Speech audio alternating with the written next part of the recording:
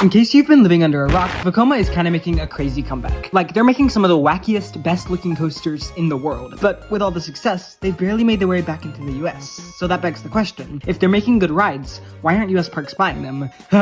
this, all of this, and this. While us enthusiasts are begging for Vekomas now, you can't help but think that parks might be a little worried to work with them again. But recently, Vekomas have been popping up all over the US slowly but surely. It kind of began when Tron was announced in 2017, but the first thrill coaster was the CotaLand tilt coaster, which is still not open. But then we saw 2 family coasters at Dollywood, and a super boomerang that opened earlier this year at Great Adventure, and this is the start of many new Vekomas in the US, including Siren's Curse, a tilt coaster that's already testing. So I think it's safe to say that Vekoma is making their way back into the US, but what does this mean for the coaster scene as a whole? Well, call me crazy, but I'm gonna connect Vekoma to B&M.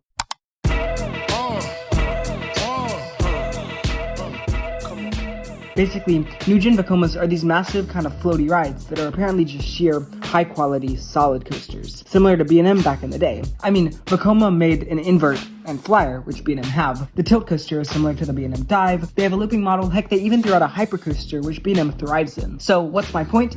Well, B&M has kind of been struggling. Like, recently, they've been known as not the best coasters. They've been plagued with issues, but most importantly, they all have bad rattles. So, Vekoma's just getting better, and B&M's are getting worse. Now, if you look at it a little deeper, Vekoma has a model to counter with all of B&M's models, and they're now more reliable, heck, they're even cheaper. So, do I think Vekoma's gonna take over B&M? No, I don't. Vekoma is walking into a market that's already dominated by manufacturers like B&M and Intamin. Parks know these manufacturers and love to work with them no matter what. Heck, we're even seeing Premier and Zamperla come in as new competition. Although, Zamperla, I don't know what's gonna happen to them, but I do think Vekoma could give these companies a run for their money, and most importantly, I think Vekomas are gonna start popping up all over the US and really be a big competitor in the coaster market, not just for B&M, but for everyone. Because they're cheaper, and can go to smaller parks like Michigan's Adventure or Six Flags St. Louis that can't afford big B&Ms or Intamins, but could still use a Star Coaster. So yeah, maybe they won't take over, but give it a few years, and I think we'll start to see these beasts pop up everywhere. But what do you think? Could Vekomas really start taking over the US, or am I insane?